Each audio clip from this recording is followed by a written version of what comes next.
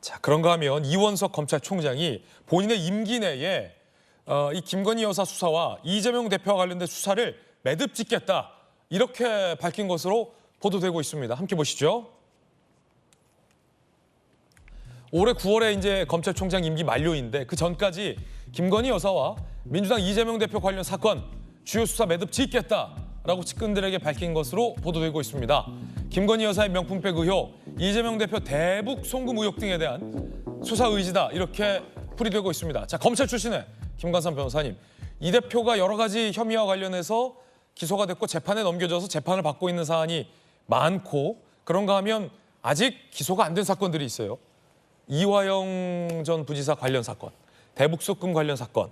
그건 아직은 이화영 전 부지사의 재판 진행 중이고 다음 달에 이 전 부지사에 대한 1심 선고가 예정돼 있잖아요. 네. 이원석 총장 얘기 들어보니까 이화영 전 부지사 1심 선고 나오면 그 다음에 이재명 대표 관련해서 대북 송금 의혹에 대해서도 수사를 매듭짓겠다라는 걸로도 들리는데 그럼 어떻게 매듭짓겠다는 얘기입니까?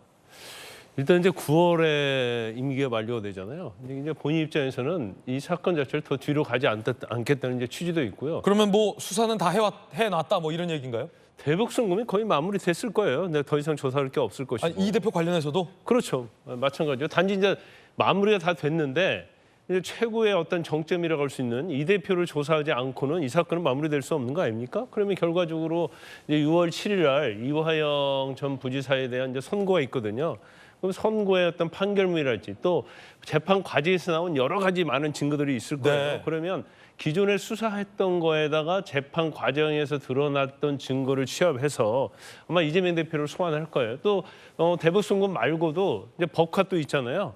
법카도 이제 수사는 거의 저는 마무리됐다 이렇게 보고요. 아, 법카 관련돼서도 아직 기소가 안 됐는데 수사는 거의 마무리해놨다. 그건 마무리됐다고 봐요. 그래서 아마 이재명 대표를 소환을 할 것이다. 그러면 소환을 할 때 법과 따로 부르고 대북 송금 따로 부를 수는 없잖아요. 예. 그러니까 지금 검찰에서는 이화영 전 부지사에 대한 선고 이후에 이제 타이밍을 보고 있다 이렇게 볼 수 있어요. 그래서 두 가지 혐의 자체를 같이 조사할 것이다. 그러면 그 다음에 이제 우리가 관심 있게 볼 수 있는 부분은 그러면 혐의가 인정이 되면 사실은 굉장히 중대 사안이거든요. 제3자 뇌물이랄지 또 금액도 엄청 크거든요. 그러면 결과적으로 당연히 영장 청구해도 국회에서 체포동의안이 부결될 가능성이 크죠. 예. 하지만 검찰 입장에서는 정치적 그런 고려할 수 없어요. 왜냐하면 이렇게 큰 사안 자체를 그냥 불구속 기소할 수는 없기 때문에 아마 영장 청구할 가능성이 저는 개인적으로 볼 때는 굉장히 높다고 보고 그다음에 이제 주목해야 할 점은 이제 김건희 여사와 관련된 부분인데 이번에 이제 디올백과 관련된 부분에 있어서만 한정해서 수사를 하는 것인지 아니면 도이치모터스 주가 조작까지 같이 결론을 낼지를 모르겠는데 저는 이제 개인적으로 볼 때는 이달 말까지 조사를 마치겠다고 하는 걸 보면 이건 디올백이 한정될 가능성이 크다는 생각이 돼요. 물론 도이치모터스도 이미 조사가 거의 마무리가 됐기 때문에 김건희 여사만 조사하면 사실은 이게 마무리될 수 있는 사안이기 때문에 그 부분까지 가지고 가는 것인지 아니면 지금 청탁금지법과 관련된 디올백에 한정해서 수사하는지 그건 이제 조금 지켜봐야 하는데 이제 한 가지 좀 약간 분명한 것은 디올백과 관련된 수사를 해봤자 지금 김건희 여사가 윤 대통령의 배우자잖아요. 예. 그런데 지금 청탁금지법에 배우자를 처벌하는 규정이 없어요. 아, 청탁금지법에는 배우자를 처벌하는 규정은 없다. 그렇죠. 디올백을 받았다 하더라도. 그러니까 그러면 공직자의 배우자는 청탁금지법 대상이 아니에요? 아니 못 받게는 돼 있지만 네. 처벌 규정이 없다는 거예요. 아, 그렇군요. 그러면 검찰에서 결국은 김건희 여사 무혐의 처분을 하면 이거 법에 의해서 당연히 무혐의 처벌하는데도 야권에서는 봐주기다, 짜고 치는 고수톱이다, 약속대리다 그런 얘기가 나올 거예요. 아니, 예, 그렇군요. 그다음에 이제 대통령은 김건희 여사의 배우자잖아요. 그럼 배우자는 이 디올백을 받았다는 걸 알게 됐으면 이걸 소속 기관장에 신고도 돼 있거든요. 네. 대통령이 어느 소속이에요? 소속이 없잖아요. 대통령실 소속이죠. 거기다 대고 또 직무 관련성의 문제가 있고 그다음에 대통령은 지금 재임 중에 예. 속출당하지 않는다고 헌법에 보장되기 때문에 대통령에 대해서도 사실은 기소할 수가 없어요. 아 그러면은 뭐 명품백 수사 결과는 뻔하다.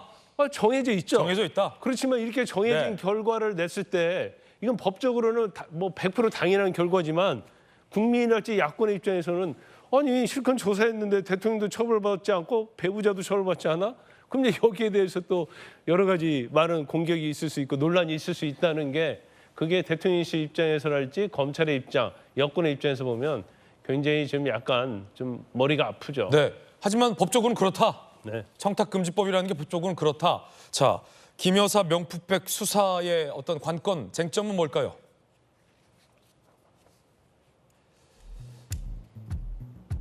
핵심 쟁점은 윤 대통령의 직무 관련성 여부라는 건데 방금 우리 검사 출신 김광삼 변호사 말씀 주셨듯 검찰이든 특검이든 수사해봤자 청탁금지법으로 배우자는 처벌 규정이 없다.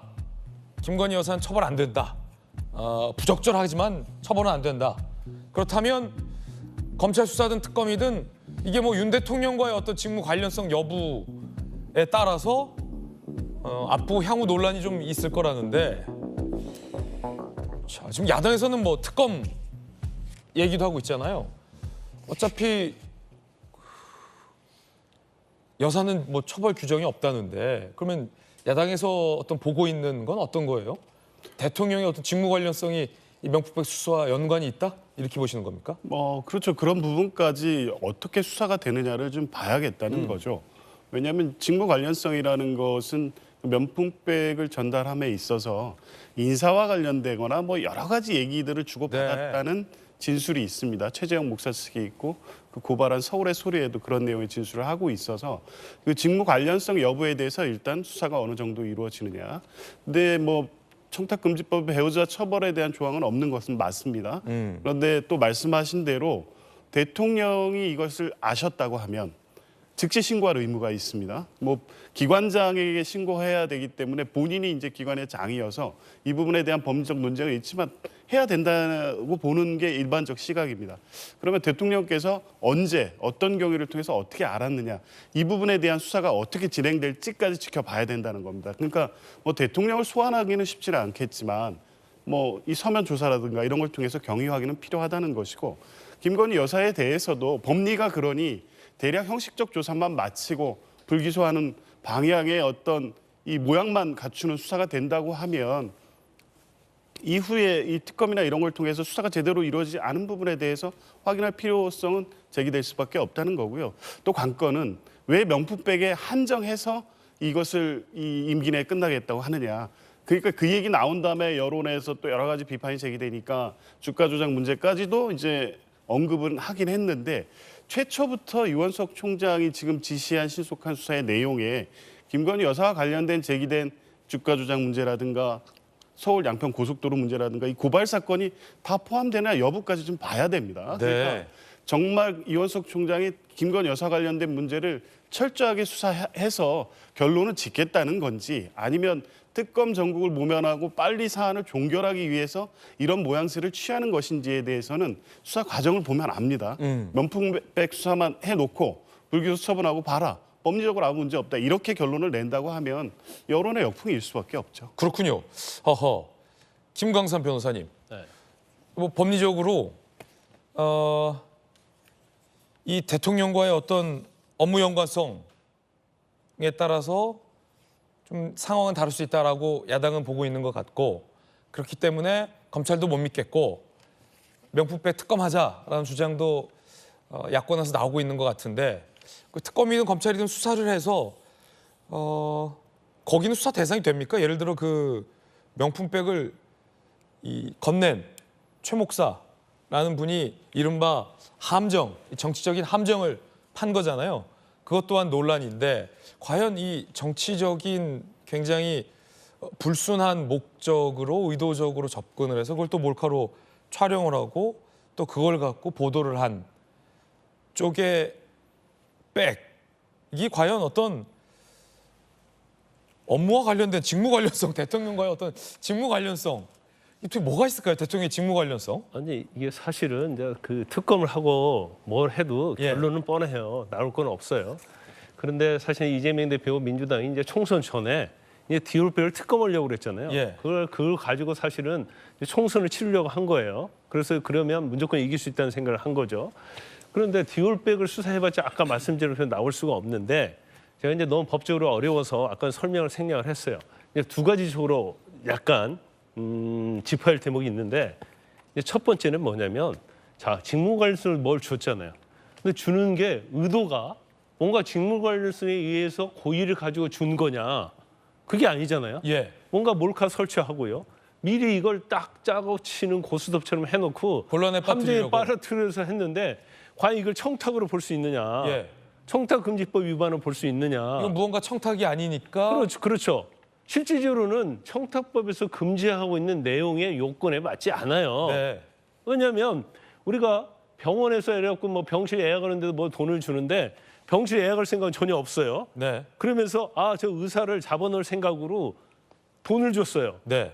그럼 이게 청탁금지법 위반 되냐 문제가 있어요. 이것도 약간 법적으로 어려운 문제고 그다음에 두 번째로 이걸 엄밀하게 수사하면 처벌받을 사람은 최 목사밖에 없어요.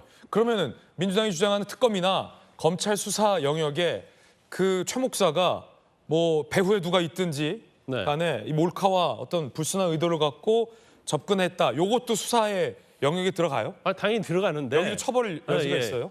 지금 배우에는 어디예요? 서울의 소리 아닙니까? 예. 서울의 소리에서 디올백도 사주고 그다음에 몰카까지 줬다는 거 아니에요? 그럼 이 최 목사하고 서울의 소리는 공범관계 형성이 된 거예요. 그럼 어떤 혐의로 거긴 처벌 가능성이 있는 겁니까? 자 일단요. 이게 정말 청탁법이 적용이 된다고 하면 청탁을 하면서 돈을 주면 예. 그 사람은 3년 이하 징역 3천만 원 이하 벌금에 처하도록 돼 있어요. 아 그래요? 그러니까 이 사건 자체는 주는 사람만 처벌할 수 있고 받는 사람은 처벌할 수 있는 규정이 없어요. 현재 보면. 청탁이라면? 그렇죠. 근데 검찰에서 수사를 했는데 결국 처벌할 수 있는 사람은 최 목사하고 서울의 소리밖에 안 남는 거예요. 그러면 검찰에서 국민이 생각할 때는 디올백 관련해서 김건희 여사를 처벌하려고 그러는데 결과론적으로 보면 준 사람만 처벌받을 수 있고 그다음에 이 목사가 김건희 여사를 만나러 갔는데 만나는 목적이 불순하잖아요. 예. 그럼 결과적으로 그 안에 들어갔을 때는 불법적인 요소를 가지고 들어갔기 때문에 들으라고 했다 하더라도 이거 그게 불법적 요소면 오라고 안 했을 거 아니에요. 그럼 주거침입죄도 될 수 있는 거고.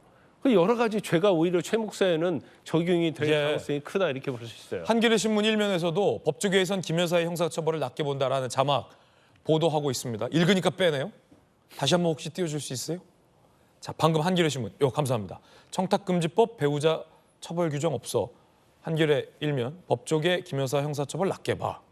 그러면 여권 일각에서는 이 야당의 이 명품백 특검 주장이 어떤 정치적인 정치 공세 성격이 강하다라고도 또 얘기하고 있는 상황인데 자 그럼 그것과 별개로 김병민 최고위원님 예. 그렇다고 그 명품백을 받은 게 그럼 잘한 일이냐 잘했다고 볼 수 없잖아요. 그거 받으시면 안 되잖아요.